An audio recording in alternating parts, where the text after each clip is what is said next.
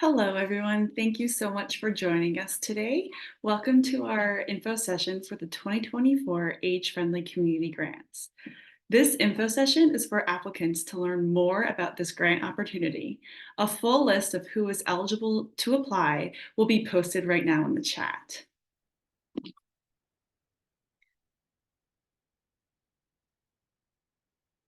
So first off, I'd like to introduce myself. My name is Alyssa Roehrich, and I am the Age-Friendly Communities Program Lead. I am here today with my colleague, Stacy Chappel, and the BCHC Grants Engagement Coordinator. This morning, we are here to share and do our best to answer your questions about the 2024 AFC grant application process. And we are also hoping to get a sense of what communities are looking for and who may be applying this year.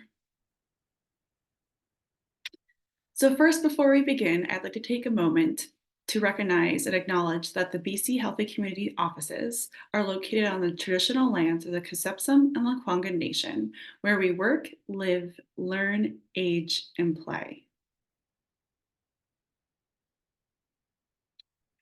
So today, a little bit of background for our agenda. Our presentation will take about 30 minutes, and following that, we will have a question and answer period.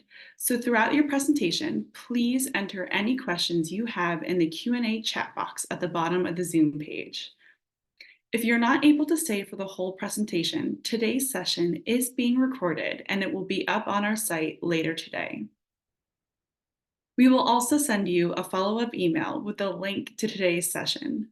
Please feel free to share today's session with anybody you think may be interested in applying for any of the Age-Friendly Communities grants. So a little background about BC Healthy Communities. We have been around since 2005, and we are a province-wide non-for-profit that facilitates ongoing development of healthy, thriving, and resilient communities. We here at BC Healthy Communities believe that it is possible, and not just possible, but also necessary, to create communities where it is easy for citizens to be healthy and well. We operate at the intersection between planning and public health.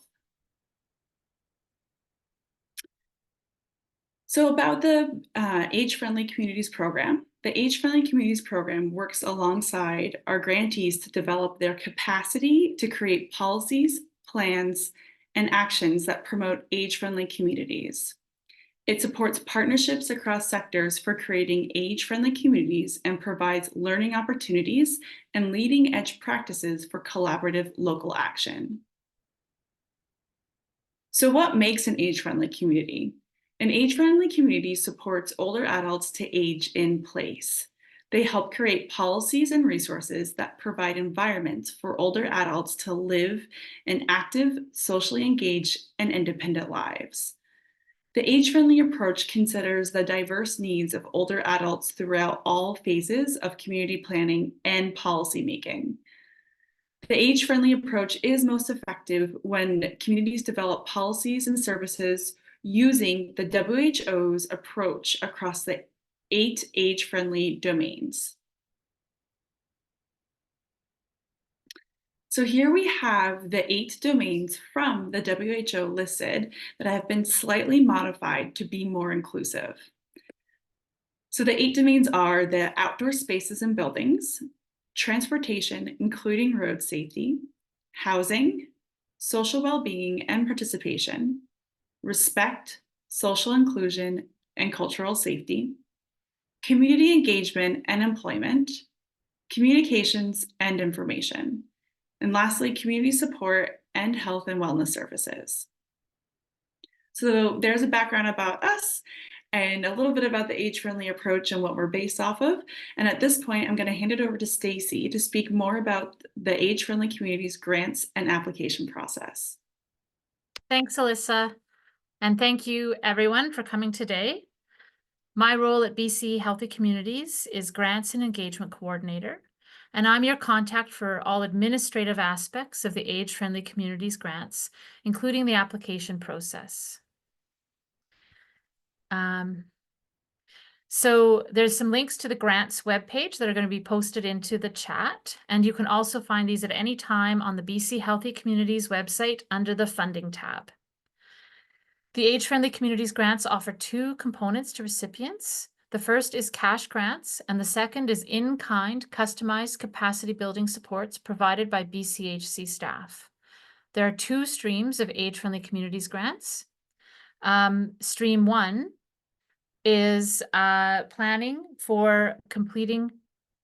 stream one is for planning, completing an age-friendly assessment and developing an action plan, and stream two is for projects, implementing components of an action plan.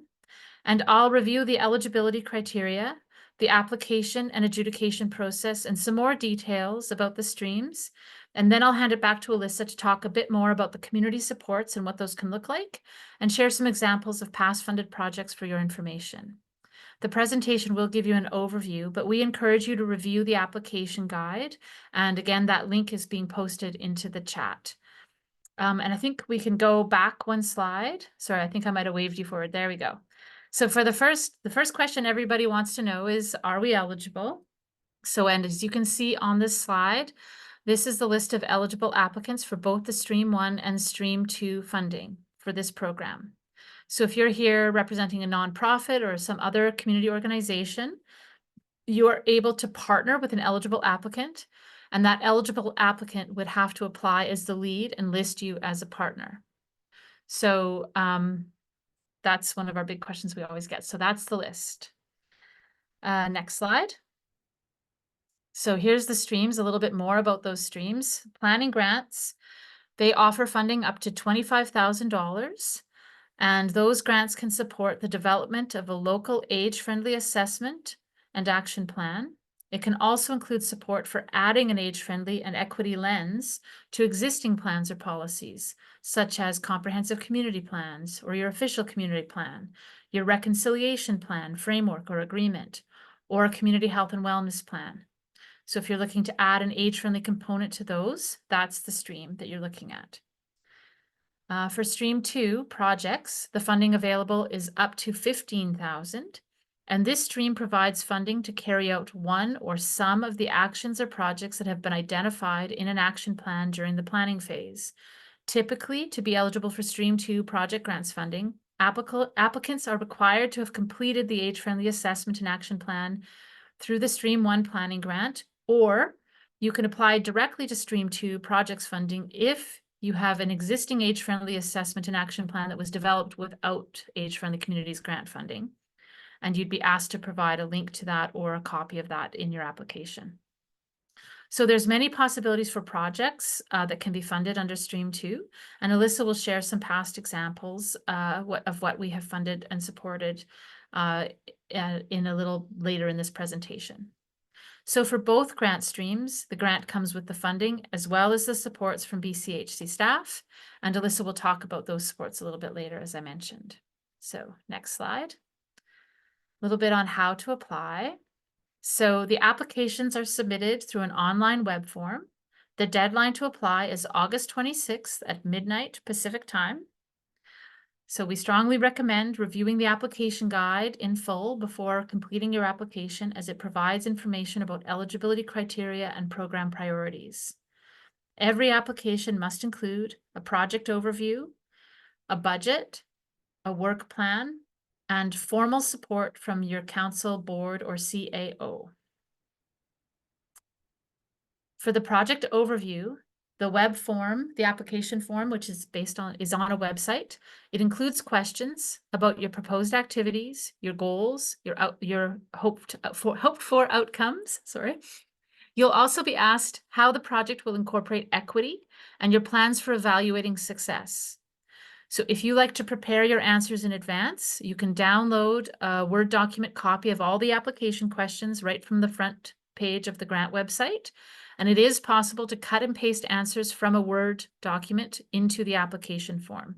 So I think we've got a link in the chat to remind you where to find that. It's right at the top of the page. The application also needs to include a high-level budget. This budget should include the total project cost, not just the components funded by this grant, and also other revenue sources, including in-kind contributions, should be noted. For Stream 2 budgets, the budget can include capital costs, such as equipment or building costs, but only 40% of the AFC funding can be used for capital spending. The work plan, like the budget, is a high-level plan listing the major project milestones, as well as who will be taking the lead for each milestone. There's an Excel template for the budget and work plan. It's one document with 2 tabs, and that's also available on the top of our website that's been linked above. And you'll be asked to upload the template during the application process. We also require that applicants submit formal support for the application. And this can be a council or board resolution, a band council resolution, or a letter from your CAO or the equivalent. All Stream 1 and Stream 2 applications must demonstrate a focus on one or more of the 8 domains of an age-friendly community. And those are the ones that Alyssa listed before. And those are also listed in the application guide. It's optional but encouraged to include supporting documents with your application. So for example, if you're working with a partner organization and they have provided you with a letter of support, please do include that. That strengthens your application. Similarly, if you have a report that you're using as a guide, do include that and explain why you're including it, because that will help us to understand what you're doing. We know that internet access can be a barrier, or sometimes it's intermittent in some communities. So if you find that using our web form to apply is not working for you, please contact me at grants@bchealthycommunities.ca to make alternate arrangements. And my email will be at the end as well. So next slide. Here's a few application tips. So throughout the application guide, and I should say that there's a website and a PDF that you can download off the website. They have the same content, and the website also has an FAQ that you might find helpful, but otherwise they're identical. So whichever version you like is fine. So throughout that application guide, you're going to find tips on strengthening your application. These point to features the adjudication team will be considering in selecting projects to fund. In our adjudication process, we are looking for some specific things. We're looking for proposals that use an equity lens. Is your plan or project making an age-friendly community accessible to everyone, especially those who need it most? Is your project focused on a group of older adults that has been underrepresented? Tell us how equity is incorporated into your proposal. We're looking for projects that are community-driven and flexible.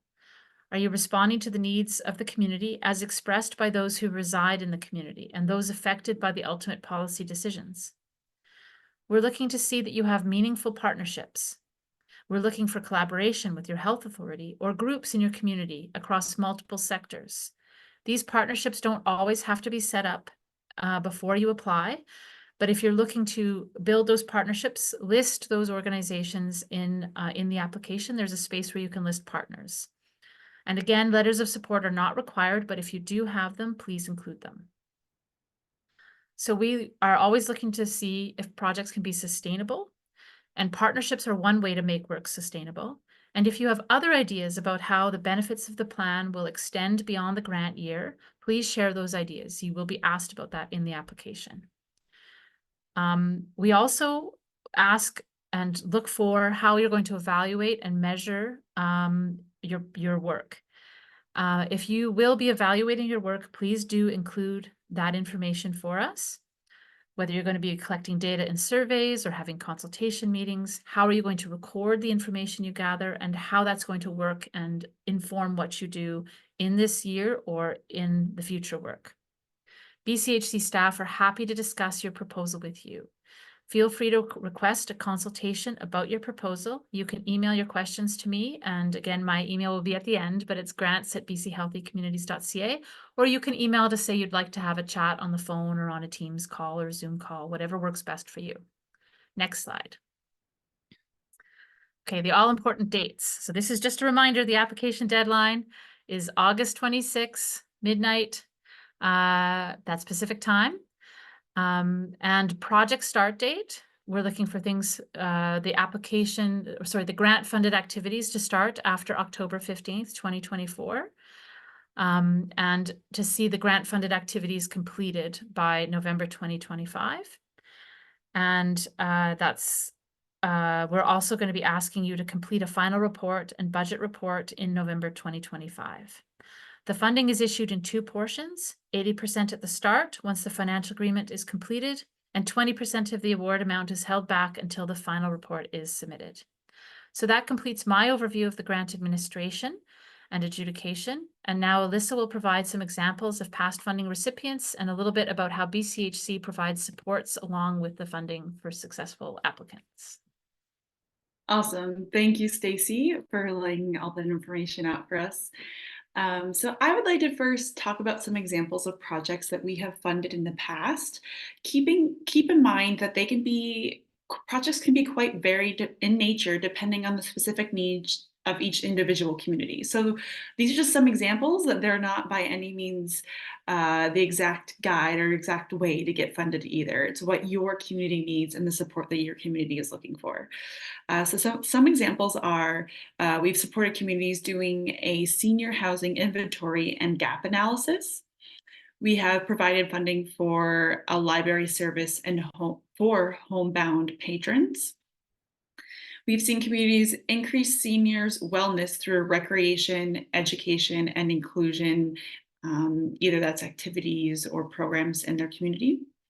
We've also helped communities conduct an age-friendly business initiative in their community. So those are just a couple examples, and you can find more examples on our website. We will post a link in the chat right now, just some other projects that you can look at too, and some projects, there's PDFs on them that you can look at and go through as well. So in addition to the cash grant, BCHC also provides in-kind customized capacity building supports. So what that is like we are here to help you throughout your grant. So it starts off by all grant recipients participate in an onboarding call where we introduce ourselves and talk about how we, BCHC, may support you in achieving your project goals. So it is our role to help support your community in building capacity, and that can look, again, because each community is different, each community has different capacities, so their needs may be different. So here's a couple examples of how we can help you or how we have helped communities in the past. So some ways we've done that is supporting evaluation strategies, looking at surveys and how you're collecting data in your community, sharing resources developed by BCHC and others. We can help design an engagement strategy. And other things we've done are also coaching or advising on specific areas, such as how to apply an equity lens on your work. And we also review and provide feedback on assessments, action plans, and other documents produced. So supports can look quite different throughout your community. Pat, you can go to the next slide, please. There you go, perfect. So supports can look quite different for your communities based on what your community needs. So in the application guide, we can post this in the chat. The website will give more examples of these supports as well. So on our next slide here, we have, this concludes our presentation portion of the session. We highly encourage you to contact us with any questions about the application process or your proposed project before the August 26th deadline. You can reach Stacy at grants@bchealthycommunities.ca and talk with her through email, or you can schedule a call with her as well if that's better for you and your community. So we have about 15 minutes for question and answers, or how many of our questions we have.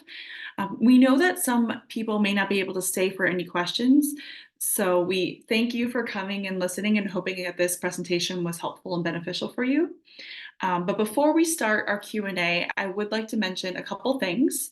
First, when you do exit the webinar today, a survey will pop up. We would be very appreciative if you could take a few minutes to complete the survey.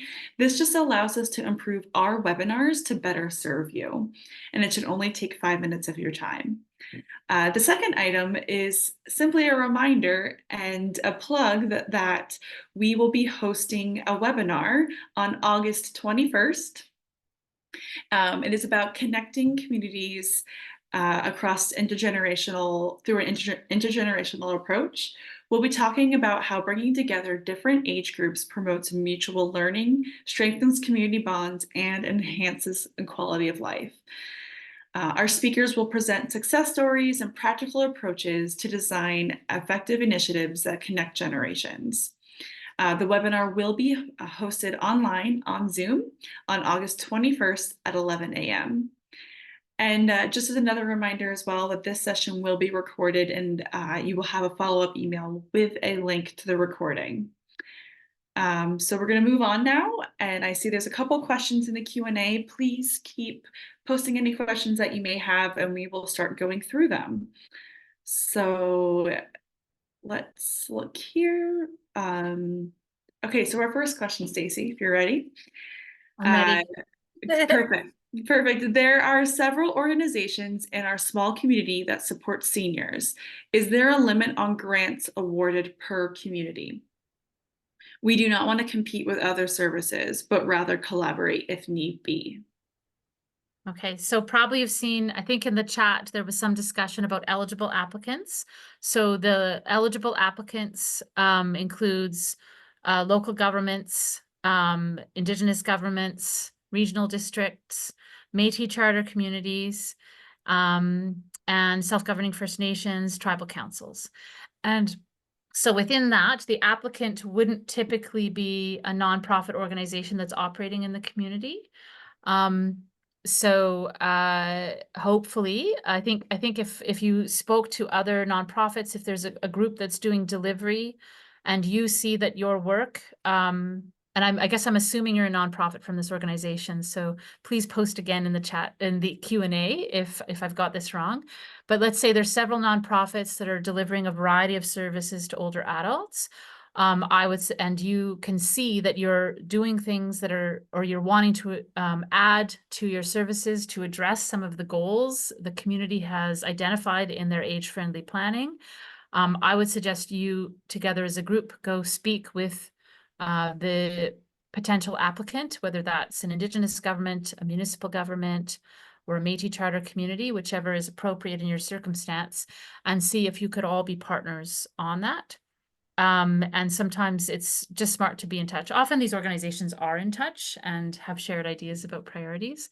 But that's the structure of this grant, is either doing assessment plans for the community or acting on those plans from one of the eligible applicants.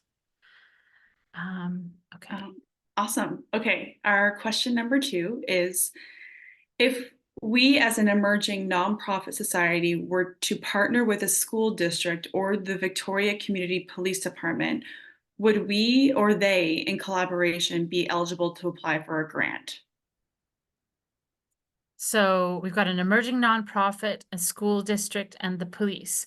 So in those cases in Victoria Police, you'd be looking to talk to the municipal government and through them to the bodies that are related to them. But we don't take applications from the school district, and from the police, it would be through their relationship with the municipality, or potentially with an Indigenous government or the Métis charter community in the area, if that was relevant, as the primary applicant. And so when we say primary applicant, what we're talking about is they're the primary contact and the named applicant on the application form. When it says who's applying, it would say, in this example, it would say the City of Victoria is applying, for example. And then other groups could be listed as partners later on in the application. And should that grant be awarded, the funds would go to the City of Victoria. And it's possible that some of those partner organizations would be delivering aspects of the grant, in the case of a program grant especially, or a project grant, sorry. And then the city might be supporting the costs of those organizations doing that work. So it's possible for the city then to move some funds over to compensate the expenses of a partner organization, if that's the best way to do things in your community. And that's not uncommon. So, but it would need to be the funding, and the application is coming from, in this case, the City of Victoria, or perhaps Esquimalt Nation, for example, depending on your specific project, what you're wanting to do. Okay, awesome. Thanks, Stacy. The next question we have is, I'm assuming this is a comment, but it's I have the same issue as council is on summer break until September. So I think it's about the council motion that we need to have, even though our deadline is August 26th, if you wouldn't mind Yeah. touching on that. Yeah, so if you're in that circumstance, and we do have a lot, especially due to the timeline that we've released the grant, there's quite a few communities that might be on hiatus and not meeting until September. So in the application form, there's an option to say that you still want to submit your application by the deadline. And when it comes to the part about formal support, you can click a button that says, we don't have a meeting yet. And then it'll ask you, what date will the meeting happen? And so what we'd want to see is that date would be happening before activities in your proposed application start. And we would ask, say you were successful, what we would say is successful conditional on receiving that documentation of formal support. If any of you were looking at this grant last year we only accepted council motions, but this year we will also accept a letter from the CAO or a senior or the equivalent, a senior official, to document that there is support. And that's because this grant is intended to support formal planning processes especially for the Stream 1 or the actions undertaken because of those. So we're looking for buy-in from the community governance on that. That's why we're asking for that. So in the case where you're not meeting in the next couple of months, you have an opportunity just to say that and say what date you'll be meeting. And as long as the meeting isn't March 2025, you're going to be okay. You just include that information. Awesome, thank you. Next question we have, we are working on our accessibility plan per the Accessible BC Act. Would this project fit in the grant? Yes, that's my quick answer. We did have a few communities doing that last year that we funded. And so that it's an age-friendly program, but that doesn't mean it can't benefit a broader community that will see benefit from that work. So we just want to make sure that we see in your application how it will apply to older adults, and those benefits will apply, but we do want to see broad benefit across the community. And usually with age friendly, we do have that as well. So I encourage you to apply. Accessibility is a huge age-friendly topic as well. So I think that'd be great. Next question, our regional district just received board direction to start a transportation working group. Could the planning funding be used to support developing business cases / feasibility studies and pilot projects? Regional district transportation. So if potentially, I think maybe it would be great to have a conversation, a little bit more detail about what you're thinking, but certainly I can imagine some scenarios where that would be the case, especially if you're looking at an age-friendly review of those scenarios. So let's say you have some, what was it, transportation working group. Yeah. You're looking to look at future proposals, and you want to make sure when you do that, you have an age-friendly lens on that. Like, I think potentially there's some opportunity there to use it to make sure you're well placed to have an age-friendly lens in that work. But for a Stream 1, we're looking for it to be providing you guidance on a plan, age-friendly guidance, and some clear goals that could be acted on in future. So it sounds like we might be a good fit, but probably we should have a conversation just to hash out the details of what you're thinking. But yeah. Wonderful. Okay, so I have another question here. Our age-friendly plan includes all ages. We are exploring a project that focuses on both seniors and youth. Would something like that be eligible? Yes. That would be very welcome. We'd like to see that. And that's a positive thing we've seen in quite a few successful applications in past, where links between older adults and youth in the processes and discussions, or sometimes age-friendly plans have a recommendation to build those connections more strongly in the community. That's been identified by older adults as one of their priorities. And then the action in a Stream 2 is to work on that specifically as a goal by running a bunch of programs to create that opportunity. So that either of those options would definitely be welcome. Mhm. Next question is, how much funding is available in total, and how many grants do you anticipate in awarding? So I can the number of grants is usually between 35, 38, 32, and it just depends on the two streams. Uh how they get distributed between the two streams because they're different amounts. So that's probably my best answer. And I think we're going to follow up with an email. So I will give you the precise number of total amount we have to allocate in that, because I was meant to look that up before this and I can never remember the exact number, and I hate that. So we'll include that in our follow-up email to this message. Mhm. So we have another comment here I see in the chat. It says, thanks for the information. To confirm my understanding, this year, a formal letter from the Chief Administrative Officer CAO / City Manager support can provide in lieu of a council motion support. Yes, we would accept that from a senior. I mean, and you also have to follow the policies within your own community. Every community is different. We're just trying to be flexible to reflect the different types of governing bodies people might be working with. So if your community allows that, then that's certainly acceptable for us. A letter from your chief operating officer or chief administrative officer, either of those would be acceptable for us. Yeah. Mhm. All right, I think that answers all the questions we have right now. We can stay on the line for a few minutes if anyone has any more. But those are the ones that we have. So thank you everybody for attending and being here with us today. Please fill out the survey if you have a few minutes. It'll help give us some insight and make this info session better for you in the future. So thank you so much for attending and your time being here with us today. We appreciate it. Yeah, thanks everybody. Great questions today. Mhm. Had me on my toes. And I look forward to talking to some of you